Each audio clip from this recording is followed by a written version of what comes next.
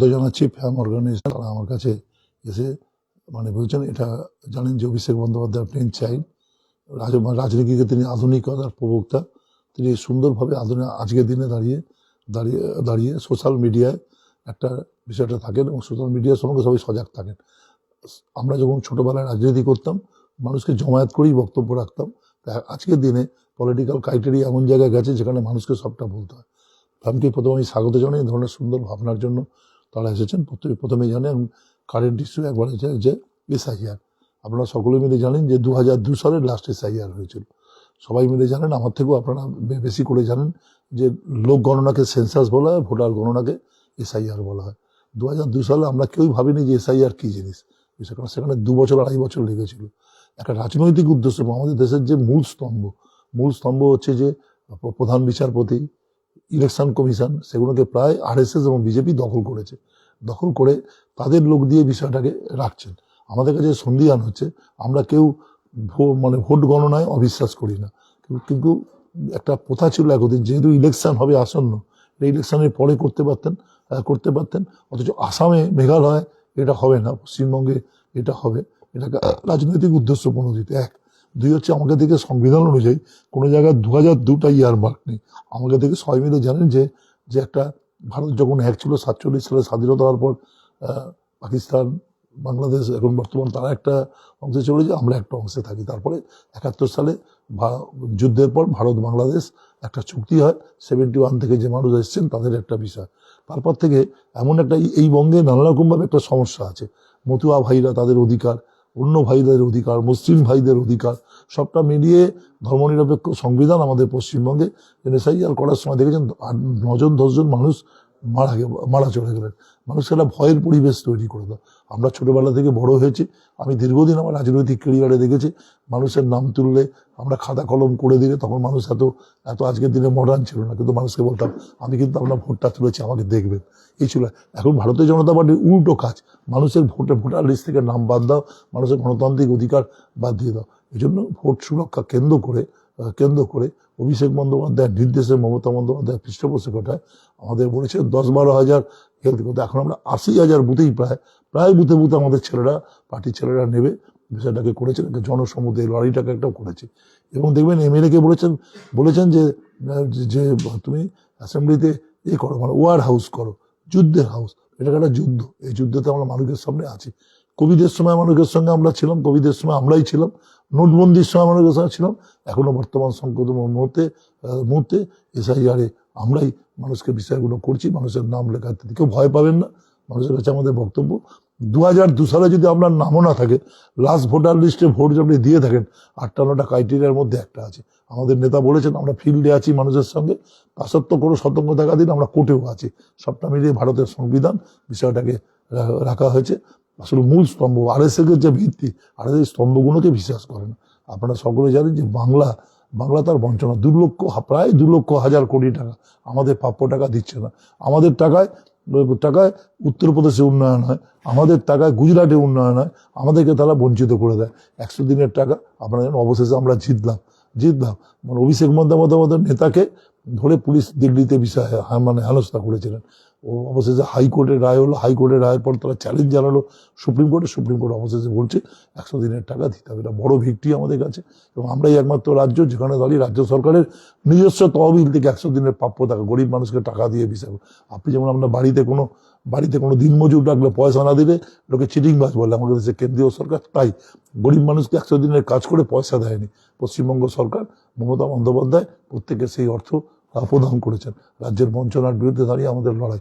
এই বাংলায় সেলুলার জেলে গেলে দেখবেন 90% বাঙালিরা বীর বিপ্লবী, বাকিটা পাঞ্জাবিরা। সবটা মিলিয়ে এই বাংলা চিরকাল ঐতিহ্য এবং বিষয় রেখেছেন। আমরা মনে করি এই বাংলা, আমি সবাইকেই বলি বক্তব্যে, যে দেখুন ভারতবর্ষ আমরা গর্ববোধ করি দুটো কারণে। আমি নিজেও বিধানসভা মেম্বার, একজন পার্লামেন্টের মেম্বার। আমাদের অনেক বছর আগে, 20 বছর আগে ইয়ার্কি মেরে বলেছিলেন আমাদের বাঙালি এমপিদের একসঙ্গে 42 জন আড্ডা মারছিল, বললো ভাই তোমরা 100 থেকে কি করবে, কোনোদিন প্রধানমন্ত্রী হতে পারবে না। হতচকিত ইয়ার্কিতে প্রায় বাঙালি সেন্টিমেন্ট এক হয়ে গিয়ে কিছুক্ষণ বাদে ওই এমপিকে থাকলো উত্তরপ্রদেশে, বললো ভাই আমরা প্রধানমন্ত্রী হতে পারি না পারি দুঃখ নেই, কিন্তু আমরা যা করে রেখেছি তোমাদের বুঝতে হবে। কি করে রেখেছো? বলে ভারতবর্ষের পার্লামেন্ট শুরু হয় জাতীয় সঙ্গীত দিয়ে। সেটা রচনা করেছেন রবীন্দ্রনাথ ঠাকুর। বলছে ভাই এক থাপ্পড় মারলে, বলে আরো থাপ্পড় খাওয়ার জন্য রেডি থাকো, পাশের রাষ্ট্র বাংলাদেশ, তারও জাতীয় সঙ্গীত রচনা করেছেন রবীন্দ্রনাথ ঠাকুর। ভাই দুই থাপ্পড় মারলে, বলে আরেকটা পিঠ পেটে দাও, পাশের রাষ্ট্র শ্রীলঙ্কা, তারও জাতীয় সঙ্গীত রচনা করেছেন রবীন্দ্রনাথ ঠাকুর। আমাদের মুখ্যমন্ত্রী বলেন আমরা হচ্ছি ক্যাপিটাল অফ কালচার, এই বাংলা তার সংস্কৃতি তার বিষয়, বাঙালি হলেই তাকে বিদেশি বানিয়ে দাও বাংলা ভাষা, কারণ বাঙালিরা বড় বেপরোয়া। এই জন্য ব্রিটিশরা আগে কলকাতা ছিল রাজধানী, তাকে পরিবর্তন করে দিল্লি করেছিল, কারণ বাংলা বাঙালিদের বিষয়টাকে রাখা হয়েছিল এরকমভাবে বিষয়। বাংলার প্রতি এই বঞ্চনা, বাঙালিদের প্রতি আবেগকে হানা করা, মানে এসআইআর সবটাকে মিলিয়ে আমাদের যে অধিকার রক্ষার লড়াই পশ্চিমবঙ্গের মানুষ থাকবেন। মাথার ওপর মমতা বন্দ্যোপাধ্যায়, সেনানি হচ্ছে অভিষেক বন্দ্যোপাধ্যায়, পুরো রাজ্য জুড়ে তৃণমূল কংগ্রেসের সমস্ত কর্মীরা, সমবেত জনগণ সবটাকে রেখে আছি। আমরা আছি লক্ষ্মীর ভাণ্ডারে, আমরা আছি স্বাস্থ্যসাথীতে, আমরা আছি গরিব বাচ্চার সাইকেল দেওয়াতে, আমরা আছি মানুষের হৃদয় সম্প্রীতিতে, আমরা আছি মানুষের সবকিছু বিষয়গুলোকে করার জন্য। আসুন, একটা ভ্রষ্ট আরএসএস যে সরকার চলছে কেন্দ্রে, আরএসএস এর ইতিহাস হচ্ছে সাম্প্রদায়িকতা। আরএসএস বলেছিল, তার ইতিহাসে বলা আছে ব্রিটিশদের তাড়িয়ে নাকি ভারতীয়রা ভুল করেছে। এই যাদের আছে বকলমে এখন তাদেরই উত্তরাধিকার হচ্ছে বিজেপি, ভারতীয় জনতা পার্টি, যারা বিশাল সরকার চলেছে। দেশের প্রধানমন্ত্রী, স্বরাষ্ট্রমন্ত্রী, তার তো থাকার কোনো নৈতিক অধিকার নেই। যে বোম ব্লাস্ট হলো, যে বিষয়গুলো দিল্লির বুকে বোম ব্লাস্ট, এখানে কোনো ঘটনা ঘটলে ওনারা মানে রপা এক দপা এক মমতা বন্দ্যোপাধ্যায়ের পদত্যাগ। এখন বলছেন আমাকে দেশের স্বরাষ্ট্রমন্ত্রী, তার কোনো যোগ্যতাই নেই বিষয়গুলো কথা, অবিলম্বে তার পদত্যাগ করা উচিত। পদত্যাগ করে যেভাবে দিল্লিতে ঘটনা ঘটলো সন্ত্রাসবাদী হয়ে যাচ্ছে বিষয়, শুধু আমরা এটাকে করি। আসুন এর তীব্র বিরোধিতা করি, আমরা রাস্তায় নামি, পথে নেমেছি, পথে নেবি, এর বিরোধিতা হবে। এবং 26 সালে সেই বিরোধিতা এমন জায়গায় পৌঁছবে, ভারতীয় জনতা পার্টি তার যাতে কোনো সিটটা কমে যাবে, এবং একটা সময় আসবে তিনি বিরোধী দলের নেতার বলে কোনো মর্যাদা পাবে না। তখন একটি গান আছে না আমাদের, আমার একটু জায়গা দাও আমি মন্দিরে বসি, তখন দাঁড়িয়ে শুভেন্দু অধিকারীর মতো বিরোধী দলের নেতাকে, মুখ্যমন্ত্রীকে বলতে হবে একটু জায়গা দাও আমার বিরোধী দলের নেতার অন্তর্পক্ষে স্বীকৃতি দাও। এটা পশ্চিমবঙ্গের মানুষ সে জবাব দেওয়ার জন্য প্রস্তুত থাকছে, গ্রামে গঞ্জে পাড়ায় পাড়ায়। আমি দেখেছি 21-ও যারা বিজেপি করেছে তারাও কিন্তু তাকে নিন্দা করছে, বলছে এরকমভাবে মানুষ। আমি দেখছি আমি সেদিন গেছিলাম চাঁদপুরে, পাথরঘাটাতে, জ্যাংড়া হাতিয়ারাতে, আমাদের এখানকার 12 নম্বরে 13 নম্বরে 1 থেকে 5, সেখানে গিয়ে দেখছি মানুষ রাত্রিবেলা ফর্ম ফিল আপ হচ্ছে, ফর্মে করছে, মানুষ শয়ে মানুষ লাইন দিয়ে দাঁড়িয়ে আছে। একজন বয়স্ক উদ্বিগ্ন হচ্ছে। উদ্বিগ্নতার বিরুদ্ধে এদের বিরুদ্ধে লড়াই হবে। পশ্চিমবঙ্গ সেই লড়াইয়ের প্রস্তুত। আর পশ্চিমবঙ্গ একটা আছে, মহামতি গোখলে বলেছিলেন what Bengal thinks today, India thinks tomorrow. কথাটা পাল্টে গিয়ে বলছে what Mamata Banerjee, Abhishek Bandyopadhyay thinks today, whole India thinks tomorrow.